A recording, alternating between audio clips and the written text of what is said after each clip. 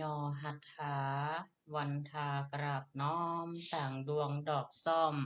มาทุกบุปผาตัวข้าม่อนน้อยกราบไหว้ทูลสาไตรรัตนาสามดวงเก้าเงาไหว้เจ้าสังฆะครูบาอาจารย์ตนกองวัดงามสั่งสอนม่อนข้าสั่งสอนม่อนข้า ขอนอบน้อมในคุณพระรัตนตรัยอันมีคุณพระพุทธคุณพระธรรมคุณพระสงฆ์คุณรัตนแก้วเจ้าทั้งสามประการอันเป็นสรณะเป็นที่พึ่งแก่พุทธศาสนิกชนพุทธบริษัททั้งหลายขอย่อมือ10 นิ้วถวายความเคารพมายังครูบาอาจารย์พระเถรานุเถระครูบาสังฆะพระสังฆาธิการพระสงฆ์ทุกรูปทุกตน ขอความสุขความเจริญในธรรมขอจงมีแก่ศรัทธาญาติโยมสาธุชนพุทธศาสนิกชนทุกท่านในโอกาสลำดับต่อจากนี้ก็จะได้น้อมนำพระธรรมเทศนาบรรยายให้กับศรัทธาญาติโยมสาธุชนผู้สนใจในทางธรรม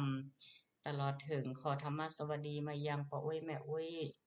ลุงป้านาอาญาติโยมญาติเอกละอ่อนเยาวชน ทุกคนทุกท่านโดยในช่วงตอนเย็นทุกวันจันทร์และวันอังคารก็เป็นรายการธรรมะของทางสถานีวิทยุกระจายเสียงแม่ขาจารย์โมเดิร์นเรดิโอ FM 94.50 เมกะเฮิรตซ์ทดลองประกอบกิจการในประเภทกิจการทางธุรกิจออกอากาศณอาคารเลขที่103หมู่ที่6บ้านสันมะนะตำบลเมเจดีอำเภอเวียงป่าเป้าจังหวัดเชียงรายลิงก์สัญญาณไปยัง 98.75 เมกะเฮิรตซ์ วัดห้วยตองซักเรดิโออำเภอจอมทอง จังหวัดเชียงใหม่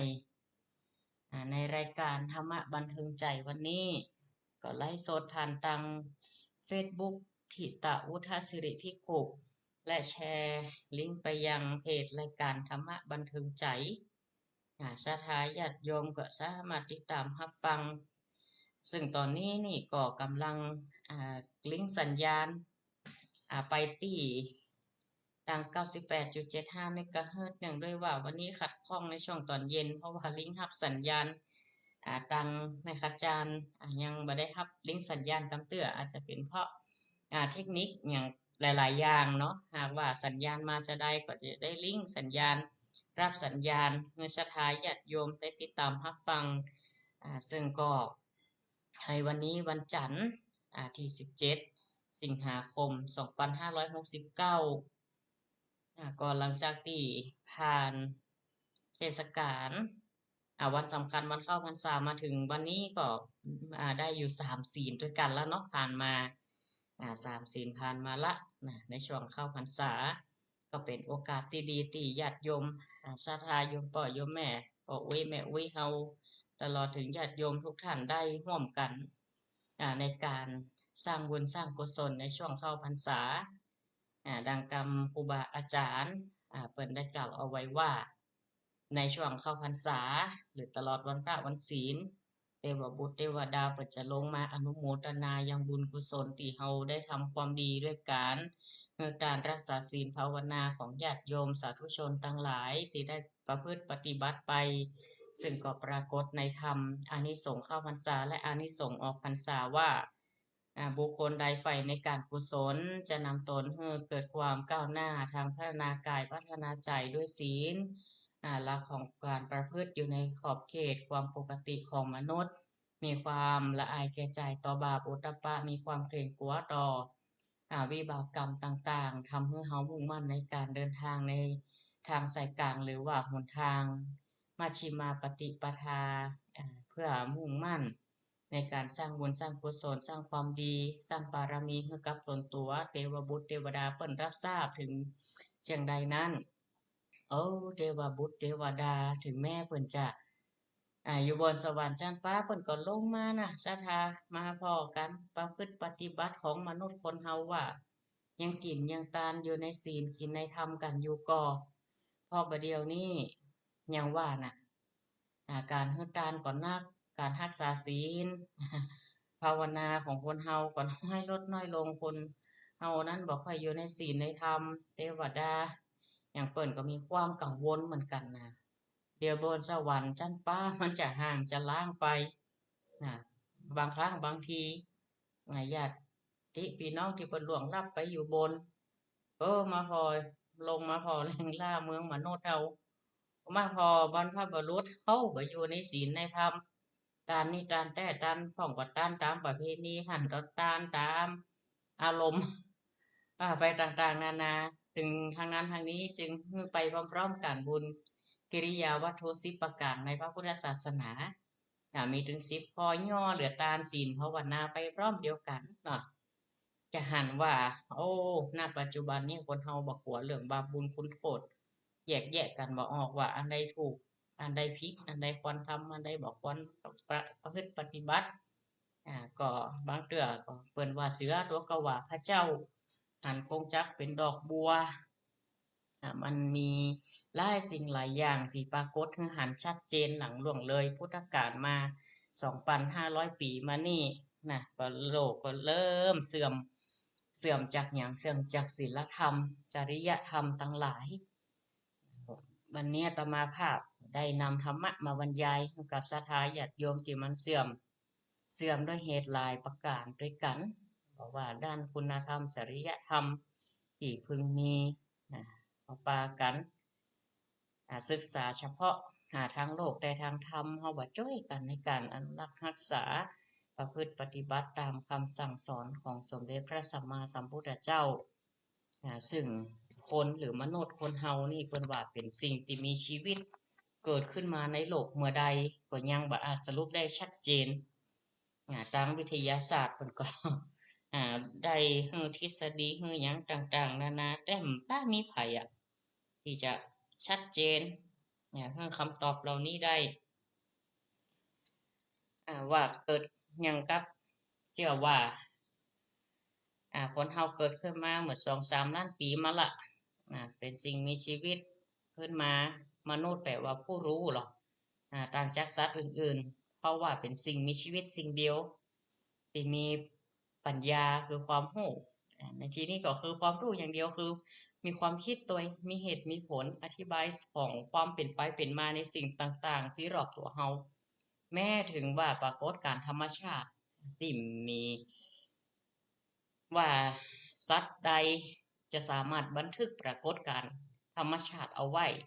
ตั้งแต่ยุคดึกดำบรรพ์มามีแต่เผ่าพันธุ์มนุษย์เนาะ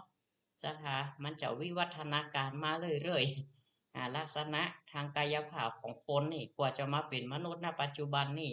วิวัฒนาการมาหลายรุ่นละอย่างนักวิทยาศาสตร์เปิ้น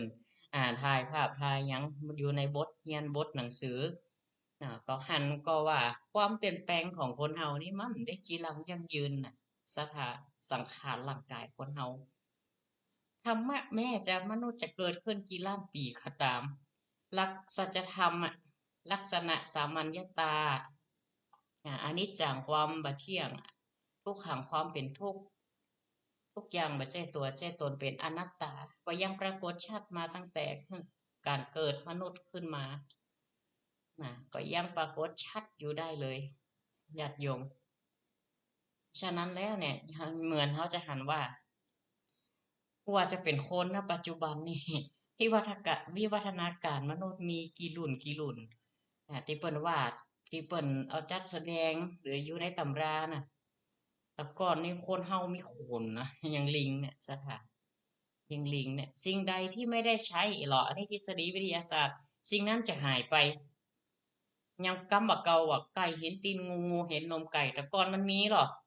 เมื่อมันได้ใจมันหายไปเหี่ยตีนงูมีกะสัตว์บางอย่างเนาะ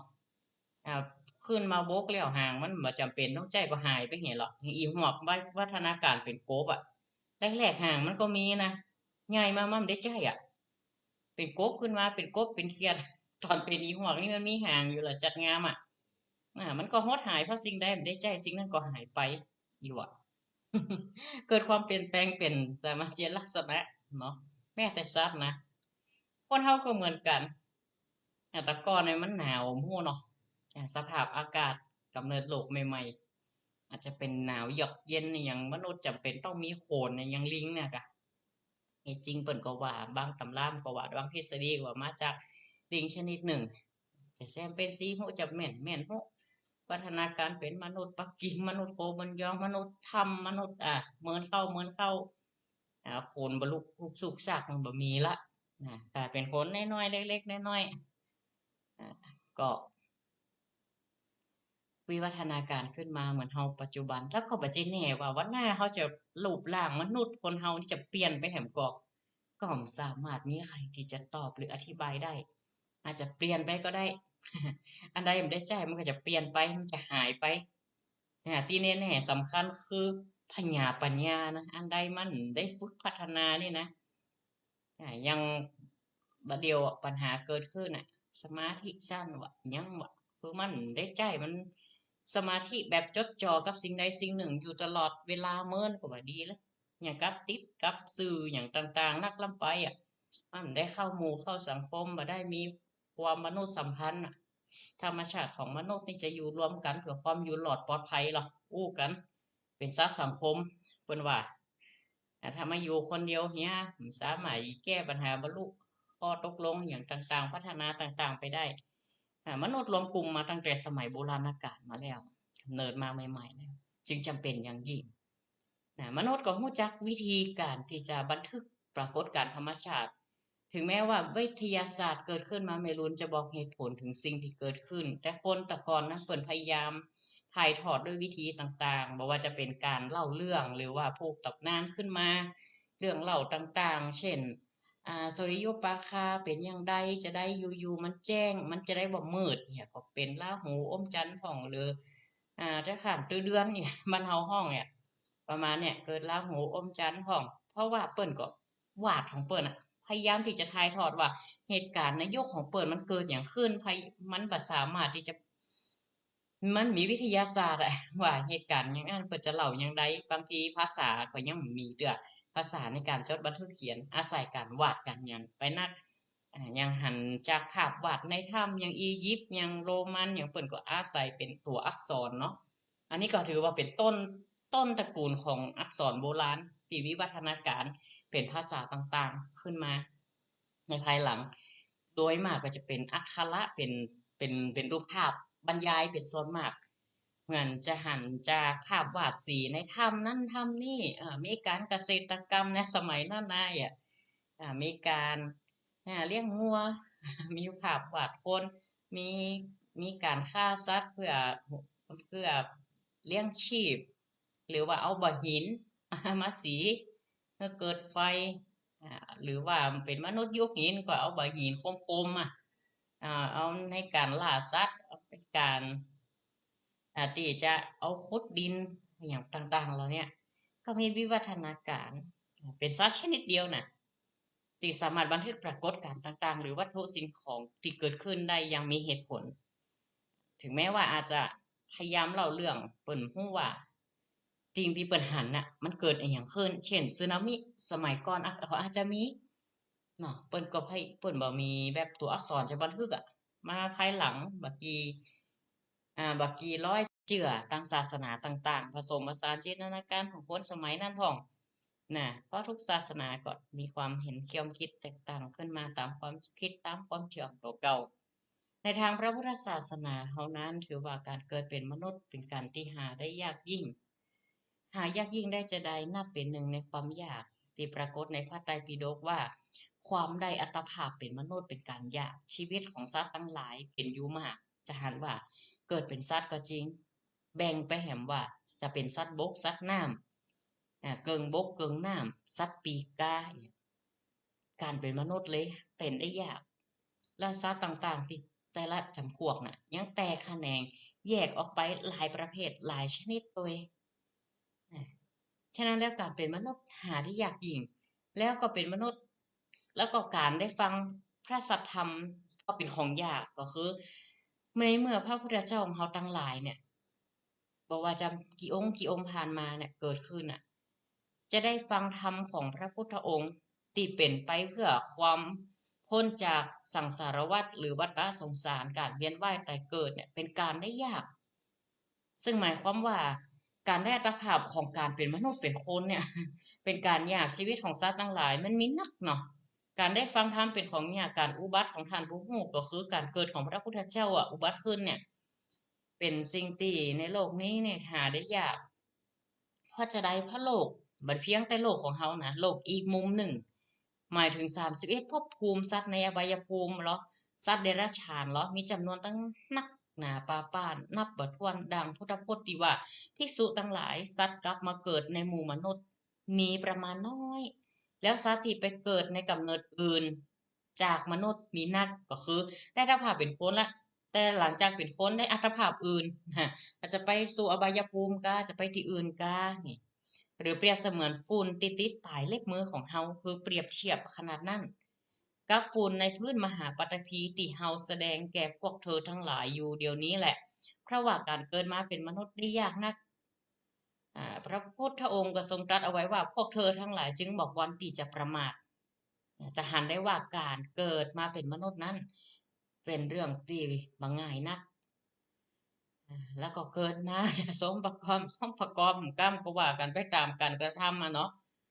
ที่สั่งสมปุเพกตะปุญญาตาเมื่อได้กระทำในการก่อนหรือว่าปัจจุบันของเขาได้ทำดีไว้พอกอสร้างกุศลได้เพียงพอกอมีศีลพอกอมีภาวนาพอกอการดำเนินชีวิตเพื่อเจริญรุ่งเรืองจะประสบผลสำเร็จจะได้สุขทั้งกายและสุขทั้งใจก็ยากขึ้นไปแหมสถาคนเฮาก็ต้องประสบถึงความสุขกายทุกข์ใจอยู่เสมออย่างโบราณโรคภัยไข้เจ็บที่เกิดขึ้นก็รักษากันไปตามอัตภาพใจสมุนไพรลองถูกลองผิดกันมาและบางครั้งก็บอกว่าสิ่งนั้นเกิดขึ้นเพราะอะไรอย่างซึ่งก็มองมาหันสิ่งเหล่านี้ก็สร้างความหวาดกลัวสร้างอย่างความตื่นตระหนกตกใจในหมู่มนุษย์ตลอดมาคนก็พยายามหาเหตุหาผลเพื่อตอบคำถามของตัวเก่า เมื่ออาจหาคำตอบในสิ่งที่ได้เหล่านั้นก็สมมุติความกลัวเหล่านั้นขึ้นมามีรูปมีหลังเป็นสิ่งน่ากลัวเช่นคนเฮาปรุงแต่งเป็นผีเป็นปีศาจเป็นอสูรกายเป็นสิ่งต่างๆเป็นยักษ์เป็นซาตานเป็นมารเป็นผีให้ตามแต่จะคิดต่างกันไปเช่นการเจ็บไข้ได้ป่วยของคนแตะกอนอันยังก็โตดเคราะห์โตดกรรมโตดผีโตดสางแต่บางคนก็บ่เชื่อก็ปฏิเสธสิ่งเหล่านั้นมีอยู่จริงเห็นละนะความคิดนานาจิตตัง แตกต่างกันไปสะปะสะปันร้อยอันปันข้อสะทาเปิ้นว่าความคิดเห็นของคนเฮานั้นมันแตกต่างกันนะนานาจิตต่างแต่ยิ่งยุคที่บ่มีธรรมะเข้ามาซัพพอร์ตเอามาสนับสนุนยิ่งไปกันใหญ่สะทาโอ้ก็ตามความเชื่อไผเชื่อมันน่ะยังคนเจ็บคนป่วยบ่เดียวก็ยังมีนะ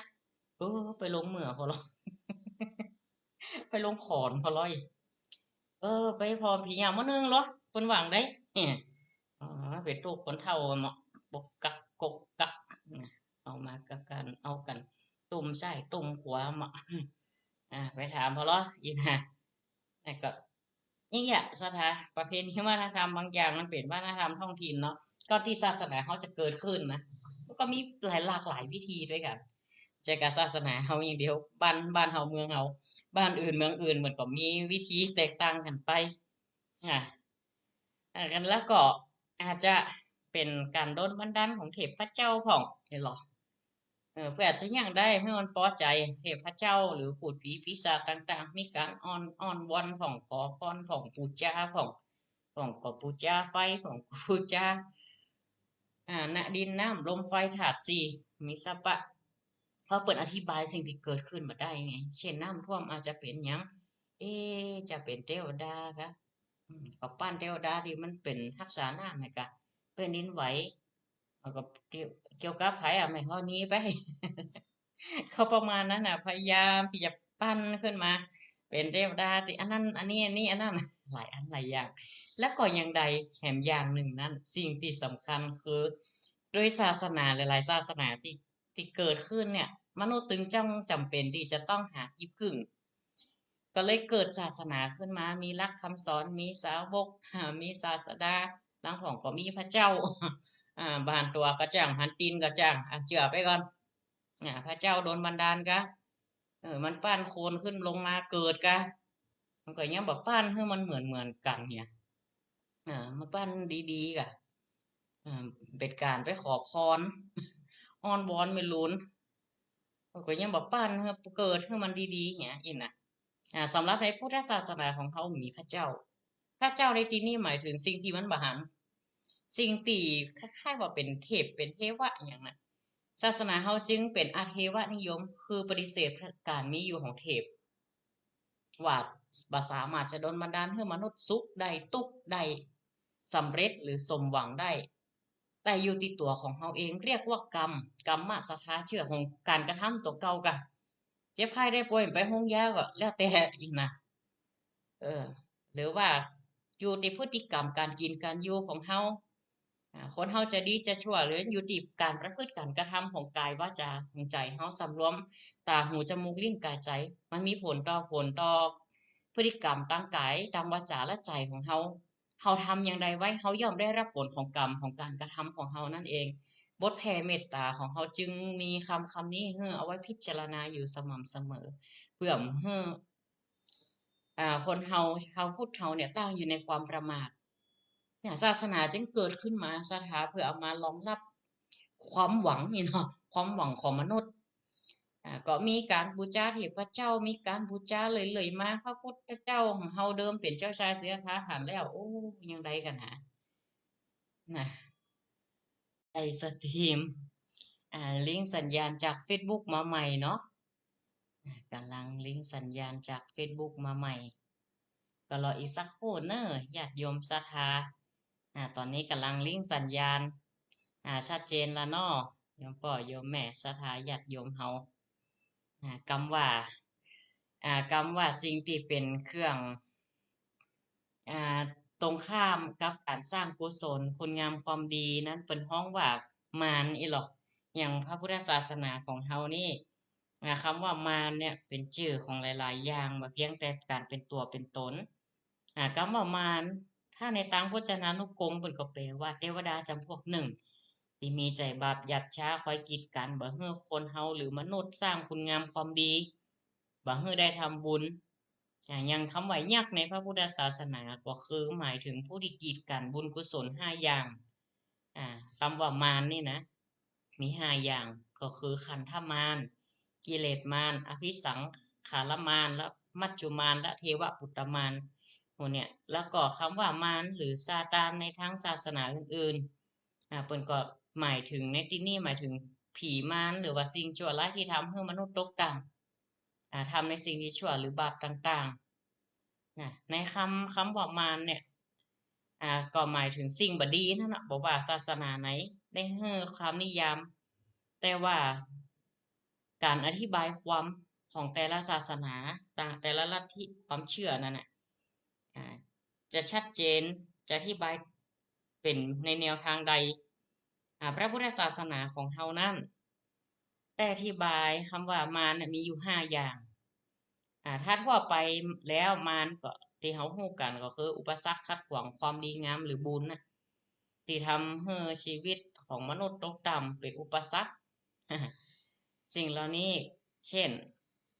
บางคนเขาว่ามารคอหอยหรอกจึงเป็นประโยคที่เฮามักได้ยินหูกันแปลว่าผู้ขัดผลประโยชน์ที่จะพึงมีพึงได้เนี่ยคำว่ามารสังคมก็แปลว่าผู้เป็นภัยต่อสังคมนะมันบางคนก็คือลูกที่เกิดมาด้วยปรากฏว่าใครเป็นป่ออย่างอี้เป็นต้นหรือมีใครฮับมันคล้ายๆว่ามันให้ความหมายที่หลากหลายกันไปคำว่ามารในพระพุทธศาสนาเขามีอยู่5อย่างมาร5อย่าง5ประเภทนี่นะจะได้บรรยายศรัทธาฟังสิ่งที่กัดขวางคุณงามความดีของคนเนี่ยคำว่ามารนี่นะสิ่งที่ตรงกันข้ามกับความดีเนี่ยมาร5อย่างเป็นอย่างใดพ้องอันแรกก็คือกิเลสมารอีโลกก็คือมารโดยตรงก็คือสิ่งที่ฆ่าบุคคลให้ตายจากความดีหรือจากผลที่หมายอันประเสริฐสิ่งที่จะล่างผ่านความดีของเฮาขจัดขัดขวางบ่ให้คนบรรลุธรรมหรือบรรลุความสำเร็จหรือความดีงามอย่างแรกก็คือกิเลสมารคือกิเลสก็คือกิเลสมารเป็นตัวกำจัดขัดขวางความดีบ่ให้ประสบผลสำเร็จทำให้สัตว์หรือมนุษย์พบกับความพินาศทั้งปัจจุบันอนาคตหากว่าคนเฮานี่โดนกิเลสมารเข้าแล้วโลภโกรธหลงก็ดีตัณหาราคะก็ดียึดมั่นถือมั่นก็ดี ทำให้คนเฮาเนี่ยเมื่อสั่งสมความโลภโกรธหลงกิเลสตัณหาต่างๆผลของมารตัวเนี่ยจะทำให้เฮาได้รับผลทั้งปัจจุบันและอนาคตโดยประการที่สองคือขันธมารพระพุทธศาสนาเฮาจำแนกได้ชัดเจนมารคือเบญจขันธ์หรือขันธ์ห้าเพราะเป็นมารก็ยังได้ก็โลคาพยาธิของเฮามันมีรูปมีน้ำเกิดขึ้นมันก็มีสิ่งที่พยายามคัดแย้งเฮาตลอดเวลาเป็นการปรุงแต่งให้ใจเฮาตลอดเวลาทั้งที่บางทีเรื่องเล็กน้อยเอาเป็นเรื่องใหญ่ก็มีนะก็เพราะว่าได้ขันธ์ห้ามันเป็นตัวตุกรูปก็คือสังขารร่างกายคนเฮาหัวเข่าเจ็บหัวเข่าโอ้หัวอีไปวัดมายามหนุ่มตึงดีมันคอยบอกให้เฮาทำความดีทำกุศลนะเจ็บแข้งเจ็บขามาแล้วไปไหนก็ยากล่ะเออเอาเข้าตายมากก็หมดล่ะหมดบุญก็หมดบาปก็หมดปิดล่ะปิดการทำบุญปิดการทำบาปล่ะนอกนั้นก็ปล่อยเรื่องของวิบากคือผลของกรรมเองอันเนี้ยเออก็คือว่ามีความขัดแย้งกันอยู่ในภายในแบบมั่นคงรูปเวทนาความรู้สึกเนี่ยก็เป็นขันธมารนะเป็นห้องว่าขันธมารรู้สึกทุกข์รู้สึกหนาวเย็นรู้สึกกุ้มใจกังวลใจสิ่งเหล่านี้เป็นขันธมารหรอกเราต้องรู้แล้วก็ปล่อยวางอันนี้คือปล่อยวางที่ถูกต้องนะปล่อยวางจากหดหู่ฟุ้งซ่านลังเลสงสัยอันนี้ก็เป็นนิวรณ์นะตัวที่มันอยู่ในขันธมารตัวนิวรณ์ห้าเครื่องปิดกั้นคุณงามความดีเพราะขันธมารนี่มันเน็ตนะเมื่อเฮามีแล้วนะเราต้องสร้างรูปนามของเฮาเป็นแหล่งเกิดของกุศลเพราะว่าในคณะเดียวกันขันธมารมันก็เกิดขึ้นเป็นเตื้อก็คือมันบ่มีความคงทนนะนั่งเมินก็เจ็บแข้งเจ็บขาเนาะนอนนักก็บ่ม่วนเป็นภาระในการบริหารคนว่าเป็นแปรปรวนเสื่อมไปก็เพราะพยาธิเป็นต้นล้วนรอนโอกาสบังเฮิบุคคลทำกิจหน้าที่หรือบำเพ็ญความดีได้ตามปรารถนาอย่างแรงเลยถึงกับพรากโอกาสนั้นโดยสิ้นเชิงเพราะขันธมารเมื่อเฮามีขันธ์ห้าเฮาละทำให้มันเป็นกุศลให้เกิดขึ้นนะอันใดที่ดีทำดีเนี่ยจะเป็นความดีเป็นความสามัคคีกันก็จะเป็นการการจาด้วยกายด้วยวาจาด้วยใจกันก็เรามีมันมาละเราก็เป็นที่แหล่งของเกิดกุศลของบารมีต่างๆประการที่สามอภิสังขามานมานคืออภิสังขารก็คือเพราะว่ามันปรุงแต่งกรรมนำไปเกิดเป็นจาตุชราเป็นต้นคัดขวางบ่ให้หลุดพ้นไปจากสังขารทุกข์ก็คือให้เฮาหลุดพ้นจากวัฏสงสารมันคือปีสังขารทำให้เกิดภพเกิดชาติเกิดชรามันไปปรุงแต่งกรรมคือการกระทำของเฮาสี่เทวปุตตมารมารคือเทพบุตรอันนี้ก็คือหมายถึงอย่างเทพที่ยิ่งใหญ่ระดับสูงสุดเช่นชั้นกามาวจรภูมิตนหนึ่งชื่อว่ามารอันนี้มารเป็นตัวเป็นตนเพราะเป็นนิมิตแห่งความขัดข้องคอยขัดขวางแนวร่างบุคคลไว้เมื่อพ้นจากแดนอำนาจครอบงำของตนโดยชักฮือห่วงพะวงในกามสุขบาหารเสียสละออกไปบำเพ็ญคุณงามความดียิ่งใหญ่ได้มันจะห้ามเหมือนพระพุทธเจ้าจะหนีออกบวชในคืนนั้นพญามารก็มาขวางว่าท่านปิกไปเถอะวันพุธท่านจะได้เป็นพระเจ้าจักรพรรดิละสบายเลยมันต้องออกบวชละปิกไปเถอะอีนะพระเจ้าได้ทำลายสิ่งเหล่านั้นอยากจะทำลายกิเลสตัณหาต่างๆคือตัดเฮาคุณข้องอย่างติดวัดยึดติดแล้วสละแล้วอีนะจะออกบวชด้วยความแน่วแน่ใจมีความตั้งมั่นละว่าจะออกบวชเพื่อแสวงหาสัจธรรมเอาคนตั้งหลังเนี่ยคือพ้นข้ามวัฏสงสารเพื่อได้มันใจว่าหันแก่ตัวยังหลายๆลัทธิหรือหลายๆคนเข้าใจว่าพระเจ้ามีลูกมีเมียมากะออกบวชก็เพื่ออย่างก็เพื่อคนตั้งหลายแล้วก็สุดท้ายเพิ่นก็กลับไปโปรดพระราหุลก็ได้บวชเป็นสามเณรบรรลุธรรมเป็นพระราหุลพระนางยโสธราก็เช่นเดียวกันก็ได้บรรลุธรรม ถึงป่อถึงแม่ตระกูลสักยะวงศ์หลังจากนั้นเป็นพระเจ้าได้กลับไปโปรดเมืองของเปิดกรุงกบิลพัสก็เกิดหมู่เชื้อพระวงศ์ต่างๆออกบวชเป็นจำนวนมาก ทั้งภิกษุณีอย่างพระนางมหาประชาบดีก็เป็นพระอรหันต์พ้นจากกิเลสเอาคนข้ามพ้นวัฏสงสาร อันนี้คือเขาต้องศึกษาดีๆ มันจะก่อนจะไปปรามาสเนาะสถาของเตือนนะก็เพราะเปิ่นสละส่วนตนเพื่อส่วนใหญ่เนี่ยมามีใครที่จะกล้าสละเหมือนใจพระโพธิสัตว์นี่มันหาได้ยากเนี่ยเทวปุตตมารเนี่ยสำคัญถ้าคนใดทำคุณงามความดีนะบางทีไปหลงนะเหมือนคนที่ภาวนาวิปัสสนาภาวนาไปโอ้ใจปรุงแต่งหันเป็นเทพพระเจ้าพ่องหันเป็นเทวดามาพ่องหลงยึดติดก็สามารถพัฒนาไปขั้นอื่นได้ละตึกอันนี้เรียกว่าเทวปุตตมารมารที่คอยห้ามยังห้ามพระพุทธเจ้าออกบวชแล้วก็สุดท้ายมารตัวนี้ท้าวสวัสดิ์วัสวดีมารนี่เนาะอันนี้อยู่ชั้น6นะแล้วก็นิมนต์พระพุทธเจ้าเสด็จดับขันปรินิพพานพระเจ้าก็รับปากว่าเห็น3 เดือนไปหน้าสรุปว่าพระพุทธองค์ก็ทรงมีพระชนมายุ80 พรรษาเองรับกรรมพยามารประการสุดท้ายก็คือ5 มัจจุมารมารคือความตายความตายเป็นมารมัจจุมารก็คือความตายคือตัดโอกาสละถ้าเรามีลมหายใจเราทำความดีก็ได้ทำบาปก็ได้แต่เมื่อใดเราหมดลมหายใจคือสิ้นสุดละสิ้นสุดจากหน้าที่ที่สังขารนี่จะทำดีหรือทำชั่วละก็คือไปวัดกันละคำนั้นคล้ายๆว่าเป็นสอบไฟนอลละวัดผลละจะขึ้นจันทร์ก็ให้ลงจันทร์จะไปทางใดเจ้าคณะอย่างเจ้าสาขาอย่างก็ว่ากันไปอีน่ะประมาณนั้นญาติโยมเปรียบเทียบให้พออันนี้เรียกว่ามารเนาะสถาพระพุทธศาสนาเขาจำแนกไว้ชัดเจนนะมาร5 อย่างมันใจกับซาตานนะอย่างเขาได้ยินนี่นะในนิทานในอย่างที่เปิดเอาหนังสือมาแจกในนิทานปรัมปราน่ะมารพระพุทธเจ้าได้จำแนกเอาไว้ชัดเจนนะมาในความหมายพุทธศาสนาจึงบ่ได้มีแต่เพียงพญามารที่ขัดขวางการตรัสรู้ธรรมของพระพุทธเจ้าหรือเป็นอำนาจลึกลับดังที่คนในยุคดึกดำบรรพ์หรือโบราณเนี่ยเก่งกลัวกันแต่ยังมีมารที่น่ากลัวก็คือมารที่เกิดขึ้นจากสังขารละขันธ์ถ้ามารที่เกิดขึ้นในจิตในใจคนเฮานี่มันมีที่สิ้นสุด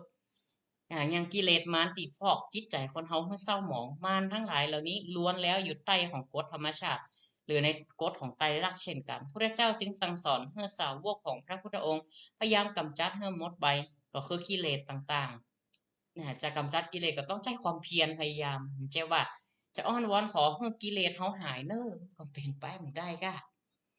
เฮากำลังมีความโลภอ้อนวอนขอความโลภหายเน้ออีกขอให้เฮามีนิสัยโกรธอีกเฮาก็ต้องฝึกพัฒนาตัวเก่าปรับเปลี่ยนพฤติกรรมปรับเปลี่ยนนิสัยปรับเปลี่ยนจิตใจของเฮาด้วยวิธีต่างๆเอามาไม่ใช่ว่าอ้อนวอนขอพรอย่างนั้นอ่าจะให้กิเลสมันหมดเองนะตัวเราเองต้องทำด้วยความเพียรพระพุทธเจ้าจึงบอกเหรอเพียรที่เป็นกุศลคือเพียรให้กุศลเกิดกุศลใดบ่เกิดเพียรพยายามให้กุศลนั้นเกิดก็คือความดีนั้นเกิดขึ้นเพียรละกิเลสให้หมดสิ้นก็คือละความโลภความโกรธความหลงยึดติดความเป็นมิจฉาทิฏฐิเนาะความหลงเนี่ยสำคัญเนาะความบดีต่างๆเนี่ยในใจของเขาให้มันออกไปจากตัวแล้วก็เพียรสำรวมอินทรีย์ตาหูจมูกลิ้นกายใจไปหันรูปเสียงกลิ่นรสสัมผัสอันที่น่าใคร่น่าพอใจเมื่อปิดบ่เมื่อมันมีผลต่อจิตใจเขาก็ต้องใช้ความเพียรพึงสำรวมระวังบ่เมื่อกิเลสปิกมาเกิดขึ้นแห่งเนี่ยพึงละแล้วก็พึงสำรวมป้องกันบ่เมื่อกิเลสมันเกิดขึ้นแห่งพอเขาชำระความบดีออกไปละเขารักษาศีลละเขามีสมาธิตั้งมั่นในพระพุทธศาสนามั่นในพระรัตนตรัยเขาแล้วสรุปความว่ามารในที่นี้หมายถึงสิ่งบดีบ่ว่าจะลัทธิใดศาสนาใดหรือต่างๆก็คือแปลสิ่งชั่วให้พระพุทธศาสนาเขาได้จำแนกไว้ชัดเจนนั่นศรัทธาอย่างเขาจะหันว่าการเกิดของพระพุทธเจ้านี่ยากยิ่งการได้ฟังธรรมของพระพุทธองค์ซ้ำยากยิ่งกว่าอย่าเฮายังดีนะได้เกิดมาเป็นมนุษย์แล้วก็ได้มานับถือพระพุทธศาสนาเพราะว่าพระพุทธองค์เนี่ย ตรัสรู้ธรรมแล้วปูดแนวทางอย่างใดให้เราได้ศึกษาและปฏิบัติทั้งปริยัติปฏิบัติปฏิเวทนะไปพร้อมๆกันพักรายการไว้เพียงเก้าอี้ก่อนเนอะเจริญพรศรัทธาช่องที่2ปิ๊กมาฟังกันต่อก็ขอธรรมะสวัสดีในช่วงแรกอาจจะขาดตกบกพร่องทางสัญญาณหน่อยเนอะวันนี้เชื่อมสัญญาณ2-3เตื้อนะสัญญาณมันอ่อนนะก็ขอสุมาอภัยกับญาติโยมโดยไปติดตามกันในเพจรายการธรรมะบันเทิงใจแล้วก็เฟซทิตะอุทสิริภิกขุเนาะเจริญพรเนอร์ก็ขอธรรมะสวัสดีเจริญพรมายังศรัทธาญาติโยมสาธุชนพุทธศาสนิกชนทุกท่านธรรมะสวัสดีเจริญพรมายังป้าอุ้ยแม่อุ้ยลุงป้านาอาญาติโยมสาธุชน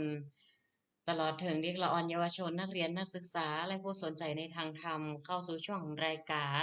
ธรรมะบันเทิงใจในช่วงที่2ตั้งแต่เวลา 18:10 นาทีจนถึงเวลา 2 ทุ่มทุกๆวันจันทร์และวันอังคารซึ่งวันพรุ่งนี้ก็จะเป็นการแสดงพระธรรมเทศนาพื้นเมืองในช่วงของรายการธรรมะบันเทิงใจวันพรุ่งนี้ก็จะเป็นเรื่องของนางมาเป้าเนาะจ้าค่ะก็ยังบัดจบกันเนอะเรื่องนางมาเป้าติดตามรับฟังกันต่อวันพรุ่งนี้เข้าสู่ช่วงที่2ของรายการในช่วงเวลานี้ก็ก่อนอื่นนั้นขออนุโมทนาทุกท่านที่ติดตามรับฟังตั้งแต่ช่องแรกเป็นต้นมาหรือฟังย้อนหลังได้ที่เพจของคลื่น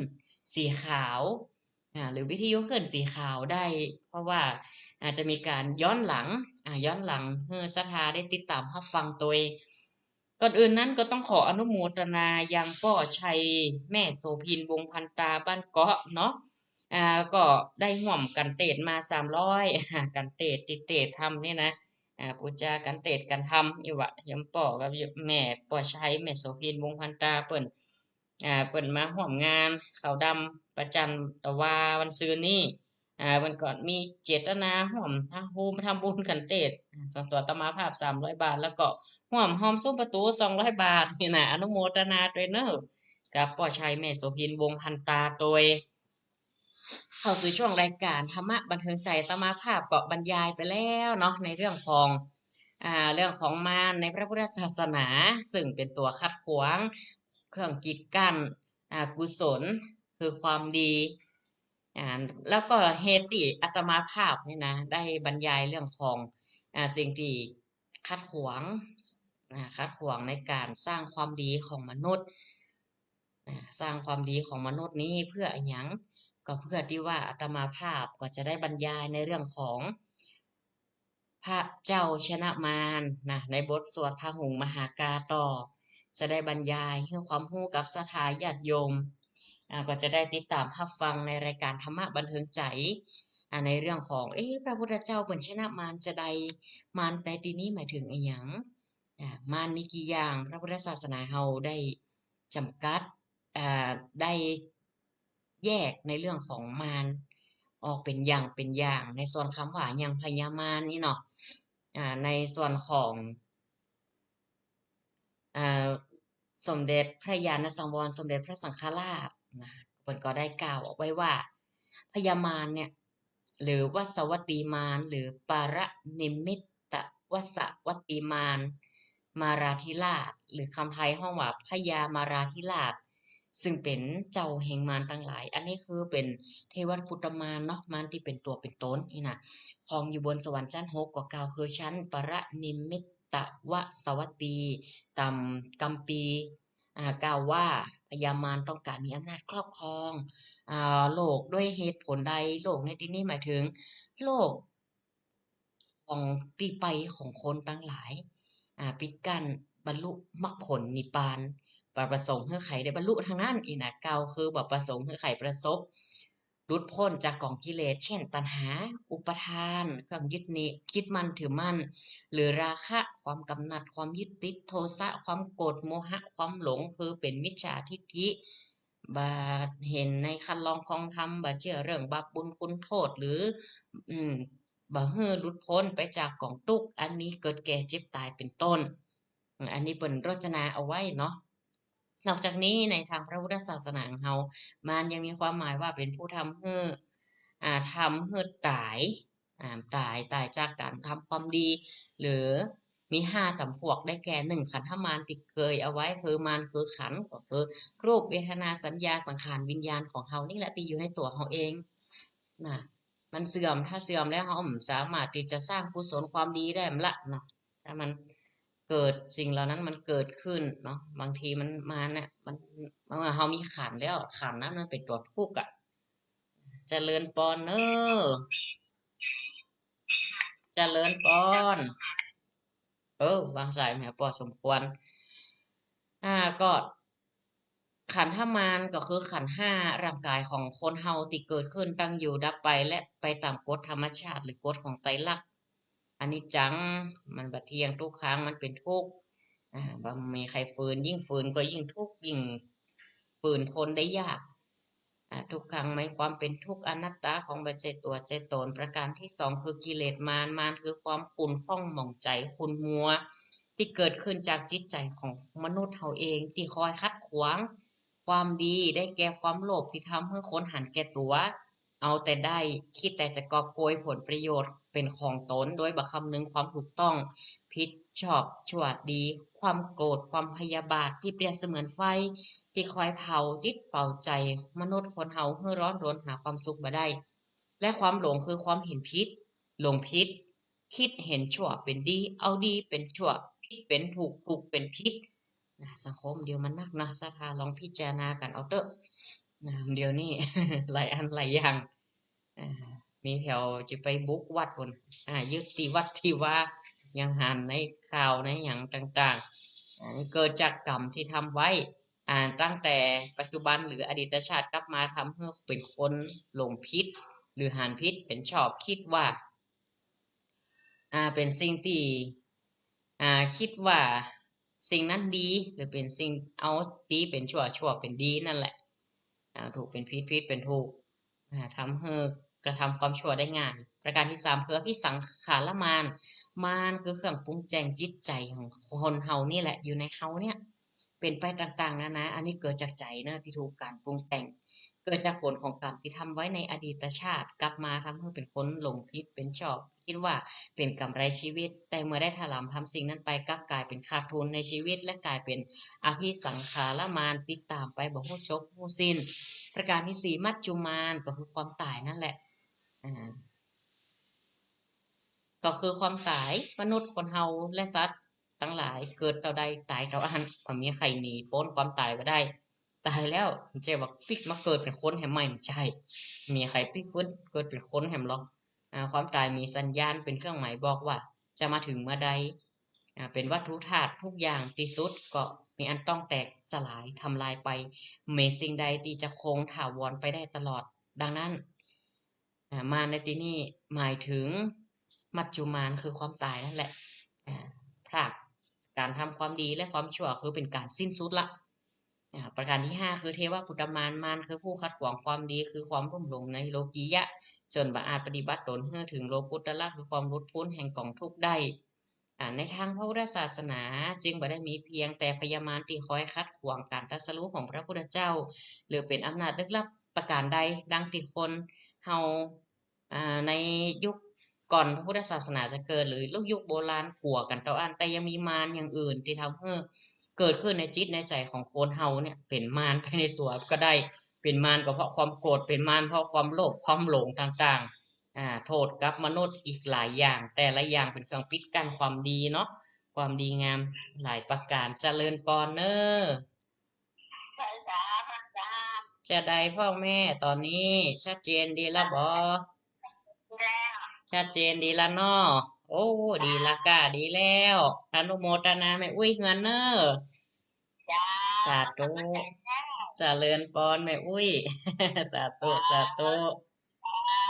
อยู่ดีมีสุขเน้อเหมือนกันกูคู่กูคนเนี่ยมันจะมีเป็นตัวเป็นตินอย่างเดียวนะ สำคัญในใจของเขานี่แหละมันที่เกิดขึ้นในจิตในใจก่อนที่พระพุทธเจ้าเขาจะตรัสรู้นี่กะโอ้มีห่วงเกี่ยวกับสมบัติพันธสัตว์ทานลูกเต้าตั้งหลายเป็นตัดพระพุทธองค์ตัดห่วงเหล่านั้นได้จึงตรัสรู้เป็นพระสัมมาสัมพุทธเจ้าตรัสรู้สัมมาสัมโพธิญาณญาณที่ทำให้พ้นจากอาสวะ กิเลสทั้งหลายได้เป็นพระพุทธเจ้าของเฮานี่เจริญปอน เจ้าสาธุ จากแม่น้อม เด้อ ดีแล้วเนาะช่วงแรกนี่สัญญาณน่าจะคัดข้องอยู่แม่ แม่แม่ นั่นน่ะสัญญาณมันหลายอย่างเนาะ เจ้า อนุโมทนาเนอแม่น้อมเนอ เจ้าสา สา ธุ ธุ เจ้า เจริญปอนเนอ ฟังกับจัดหลายเด้อ ฟังกันหลายเนาะ กำลังสอนตะลุงคุณน่ะขอ โอ้ งแม่เราไว้นะเปิ้นบ่จ้างเนาะ เป็นโอ้ฝากอนุโมทนาเพิ่นด้วย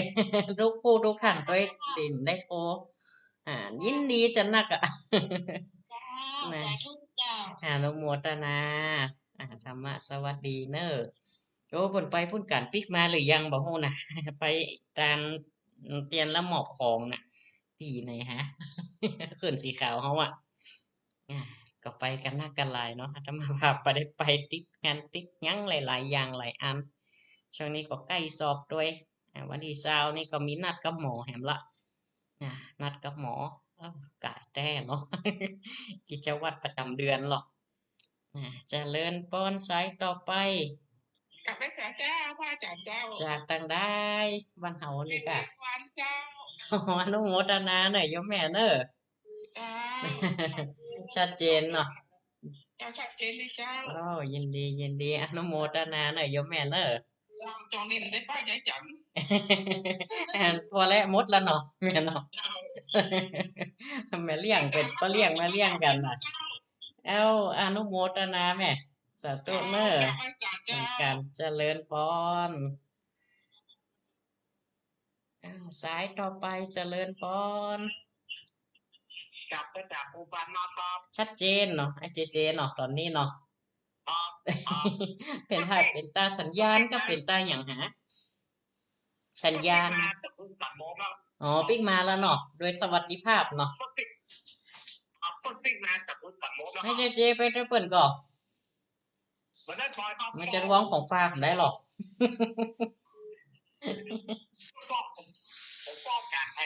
โอ้ดีละนั่นเนาะ ดีละ ถ้าภาพแหกตัวสัญญาณนะผมก็ได้เอาออกที่ยุ่งบ่อยนะครับ แต่ดีละเนาะเอาเป็นตังบุญสายบุญต่อบุญมาตั้งเพ่อนุโมทนาเนอะไอ้เจเนอะ ต้องเดินทางปลอดภัยทุกคน ดีละใจหยาเจไปร้องของฝาก พุ่นได้ชายแดนได้ ห้ามพูดระเบิดมือกันนั่นเนาะ เจริญพรเนอะสาธุอ้าวสายต่อไปไม่ไล่สันทรายธรรมะสวัสดีเนอะโยมแม่ชัดเจนแล้วเนาะแม่เนาะตรงนี้เนาะก่อนนั้นไอ้เจว่าปิ๊กมากันหมดละนะปิ๊กมากันทุกคนกุรูปกุตนอนุโมทนาบุญตัวเนาะ ที่เจ็ดกันกันอ่ะเอกสารตัวนี้ ดีละอนุโมทนาบุญโดยเปิ่นตัวโอ้สาธุแม่ ลงมาเข้ามาหาตัวชาติเนาะ แม่นละ สารนั้นประมาณนาตัวเรื่องเนี่ย น่าละยินดีกับเปิ่น เอาได้ใจก็เปิดขอ อนุโมทนาบุญนะกะปัตตานุโมทนา เจ้าบุญกับเปิ่น สาธุแม่อนุโมทนาเนอะเจริญปอนสายต่อไปเจริญปอน เจ้ากับพระอาจารย์นะเจ้าท่านพระครูเจ้าตะกี้มันฉายมันรู้แล้วก็แม่สเกี้ยวปล่อยตะกี้นะเจ้าโอ้ดีละกะแม่ดีละ เจ้าแม่ว่าโอ้ยของกาพี่มันมาจัดเด้อมันง่ายไปเนาะนั่นละดีละแม่โทรมาแจ้งกันเจ้าแล้วก็ได้ยินชัดเจนตั้งเนี่ยท่านพระครูผู้โตได้ยินปล่อยดีเด้อ สาธุแม่เจริญปอนเนออนุโมทนาธรรมะสวัสดีเนอะโยมแม่สุกแก้วสายต่อไปจากทางได้ภาษาเจ้าค่ะพระครูเจ้าอันนี้แม่เอ้ยเนาะ เจ้า จากวังเหนือบ่ได้ไปแม่ช่วงนี้แก้งานแล้วกว่าจะส่งงานเตรียมสอบหลายอย่างหลายอันเดียววันที่20นี่ก่อนมีนัดหมอแหมละประจำเดือน ไป ก็ตัวแม่ก็แต่ก็อยู่ไกลเพิ่น อนุโมทนาบุญกับเพิ่นเอา เจ้าอนุโมทนาบุญให้เพิ่นเอา นะคะน่ายิ กำ น ลัง ดี ใจ ละ สำหรับครูนะเจ้า อนุโมทนาแม่เอ้ยเน้อสาธุสาธุ เจ้า เจริญพร 0963458026 แล้วก็อนุโมทนาติดตามรับฟังผ่านทางไลฟ์สดทาง Facebook ด้วยเด้อบ่ว่าจะเป็นโยมโยมแม่เรนูโยมป้าเกษินีชัยเทพเนาะใครแห่แม่กุ้งตัวแม่กุ้งนี่เปิ้นอยู่ปังอายเนาะติดตามรับฟังโดยตลอดส่วนมากก็เปิ้นก็จะฟังตึงวิทยุฟังตึงไลฟ์สดทาง Facebook อาตมาภาพทิตะอุทสิริภิกขุหรือว่าเพจรายการธรรมะบันเทิงใจ โอ้โยมแม่ใส่ฝนจันทร์คุณนะโดยเนาะติดตามรับฟังตลอดเนาะในช่วงของการไลฟ์สดโดยให้กำลังใจกันมาด้วยตลอดอนุโมทนาด้วยเนอวันนี้ก็ได้ถึงเรื่องสิ่งที่มันกั้นขวางความดีของคนเฮาที่เรียกว่ามารญาติโยมได้ติดตามสดับรับฟัง เพราะว่าจะได้ในเรื่องของพระเจ้าชนะมารต่อเจริญพรเนอโยมป้อสมควร ช่วงแรกมันเสียงจะได้เสียงมันหายไปครับ สัญญาณมันอ่อนโยมป้อพายุจะเข้าผูกกันเฮือนี่เนี่ย ไปฟังมาแล้วเสียงมันหายมันเสียง น่ะกะแกมกะละมังตวงน้ำฝนเนอะจะไหลมอกกะตั้งพูดจะไหลแฮมอกกะ มันไหลเพราะ ปล่อยมันเข้าใช้เวลา2 วันได้ทำความสะอาดเดี๋ยวได้เข้าปันถ่ายรูปดีๆ ว่าเล่นเนอะว่าเล่นได้โอ้อะกะคนมีกูมันก็เลยเข้ามาเป็นกูเป็นกิมนะกะปออนุโมทนาเนอะสาธุสาธุเจริญพรมันจะเข้าทางเหนือมีฝนอยู่นะ ทางอินโดทางอย่างก็แผ่นดินไหว 7.7 ริกเตอร์น่ะแผ่นดินไหวก็ใกล้มาเนาะบ้านเฮานี่มีตึกรามบ้านช่อง แต่ไปตังในเมืองนี่ก็อันตรายอยู่นะเป็นตึกเป็นอย่างนี้นะผ่านเนาะศรัทธาญาติโยมจะหล่นลงอย่างใดมูตีอยู่สูงถ้ามันไหวมา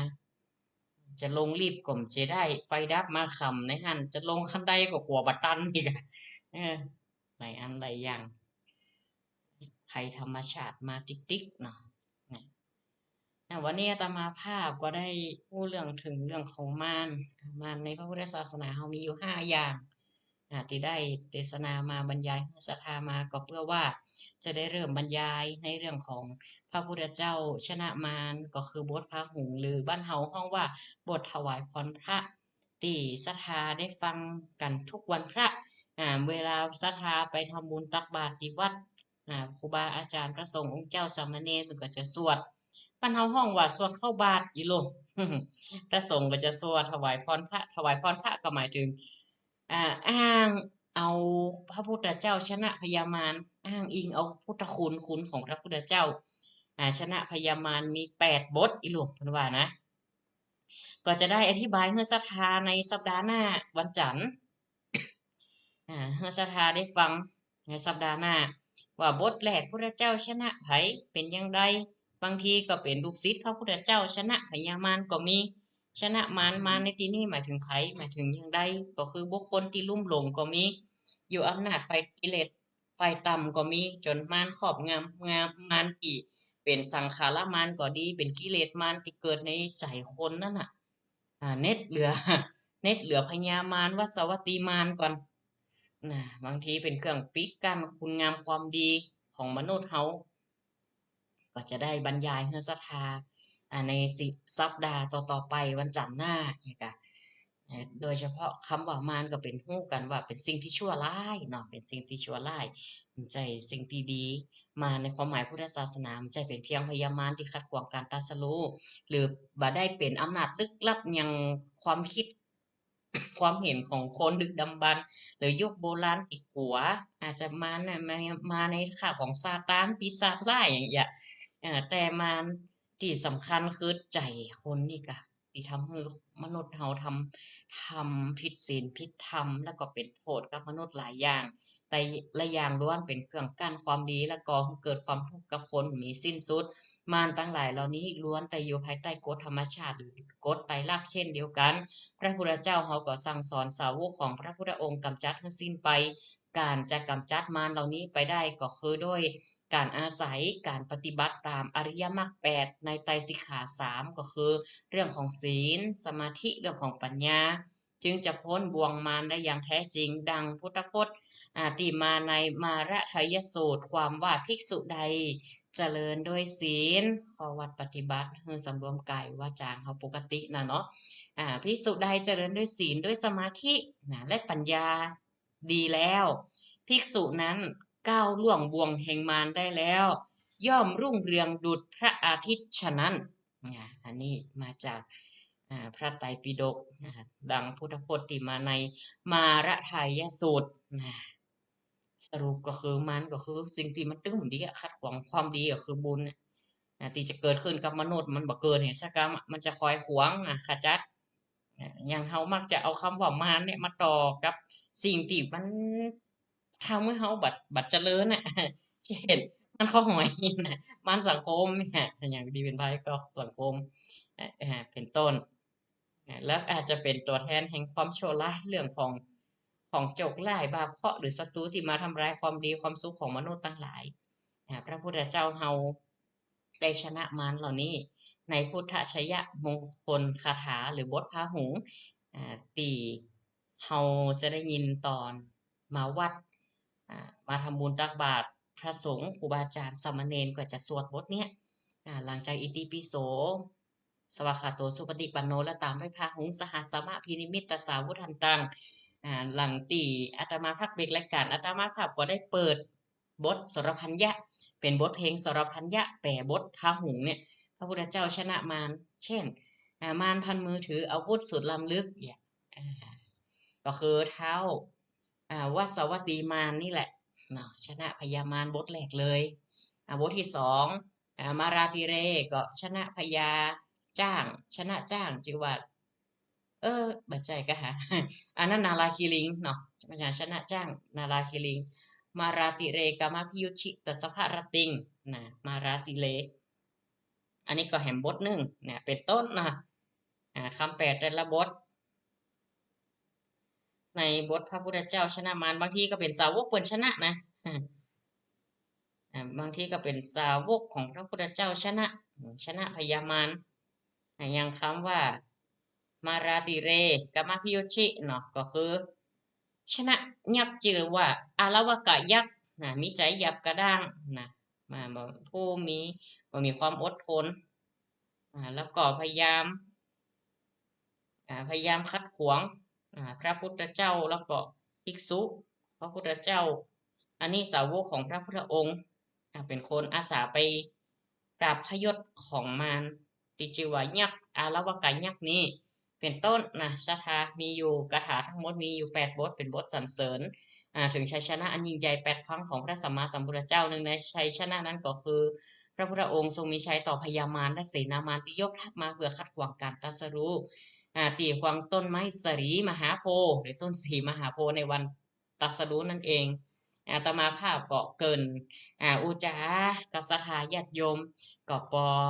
สมควรแก่เวลาเนาะได้บรรยายมาก็ใช้เวลาเกือบชั่วโมงกว่าแล้วก็จะได้เปิดสายหน้าไมค์จาสนทนาธรรมกับศรัทธาในรายการธรรมะถ้าได้จะโทรศัพท์มาเตรียมปากกาเตรียมสมุดจดเบอร์โทรศัพท์เอาไว้เนาะใจในรายการธรรมะบันเทิงใจเวลาจัดเข้ามาเม็ดจันจากปางิ้วก็ติดตามรับฟังโทรเข้ามาเมนเข้ามาแม่อำพรกันเท่ามีนะเจริญพรโยมแม่เจริญพรสายต่อไปไม่ได้เจ้าไม่ลาเนาะธรรมะสวัสดีเจ้าผ่านมาครูเจริญพรโยมแม่ฝากทำบุญกับน้ำกับไฟแม่เน้นคิวไปเอาได้รับแล้วกันจ้ะแม่เน้นคิวกะเดี๋ยวถามเพิ่มกันเนาะเดี๋ยวทุกเจ้าได้รับแล้วกะแม่ที่ประกาศวันนั้นนะกะหาเมินแล้วเนาะ แต่ว่ามันซื้อนี่เจ้า แต่ว่าวันซืนเนี่ยแต่เปิ่นบ่ได้มาเถื่อกล้าหาตะกี้ก็ได้ยินนะ ถามเน้นคิ้วนะ เดี๋ยวถามเน้นคิ้วเนาะ อนุโมทนาเนอะแม่เนอะอันนี้ก็มีพอใช้แม่โสพินวงศ์พันตรานี่ก็กันเตดเนาะ300ซุ้มประตู200แม่ล่าห่วมทำบุญเนาะแม่เนาะ ทำบุญค่าน้ำค่าไฟ โอ้ เจ้า อนุโมทนาเนอะแม่เนอะแม่ล่า อันฟ้าห้องนั่น น่ะเนาะน่ะเนาะฟ้าห้องแล้วนะ สัญญาณบอกไม่ดีแต่ แม่นละแม่มันบดมืดพายุจะเข้าเห็นก็ยังเพิ่นว่าวันที่18ไปเนี่ย แม่เนาะแม่ น่ะถ่าละ ถ้าเราไว้จ่าเจ้า อนุโมทนาเดี๋ยวแม่สาธุเนอะเวลาเนอะสาธุด้วยนะก็ทุกสายเนาะทุกการกดไลค์กดแชร์ศรัทธาญาติโยมที่ได้มาให้กำลังใจกันทุกกดไลค์กดแชร์ฟังย้อนหลังก็ได้นะแหม3 นาทีนี้ท่านใดจะโทรศัพท์เข้ามาก็เจอเนอร์0963458026บางทีเฮาไลฟ์สดผ่านทาง Facebook มันก็ดีอย่างเนาะสามารถที่จะฟังย้อนหลังได้ตัวหรือว่าศรัทธาเพิ่นอยู่ไกลนอกจากเขตสัญญาณจังหวัดเชียงราย8จังหวัดภาคเหนือก็ติดตามรับฟังได้อยู่ในประเทศได้ยังจะได้ติดตามฟังได้ว่าท่านจะอยู่ต่างประเทศก็ฟังได้เนาะฟังสบายเนี่ยอาตมาภาพก็ได้อู้ถึงเรื่องพญามารเรื่องของมาร5 อย่างพุทธศาสนาได้อธิบายไว้ชัดเจนใจว่าหยังก็โตดที่มันเป็นสิ่งลี้ลับ เป็นสิ่งลี้ลับหรือว่าเป็นสิ่งที่ทำให้เฮาหวาดกลัวเพราะก่อนเกิดศาสนานี่มนุษย์มีความกลัวเมื่อกลัวแล้วเขาต้องการที่พึ่งหรอกอาจจะเนี่ยอย่างใดคือมารบ่เกิดขึ้นเรื่องผีสางซาตานปีศาจบ่เกิดขึ้นกับเฮาเนี่ยอย่างใดบ่ให้เฮาเจ็บไข้ได้ป่วยทุกวิถีทางความเชื่อต่างๆเลยเกิดแตกแขนงขึ้นต่างๆนานาห้องก็ไหว้วอนขอพรพระเจ้าพระผู้เป็นเจ้าห้องนั้นคิดว่านั่นเป็นพระเจ้าห้อง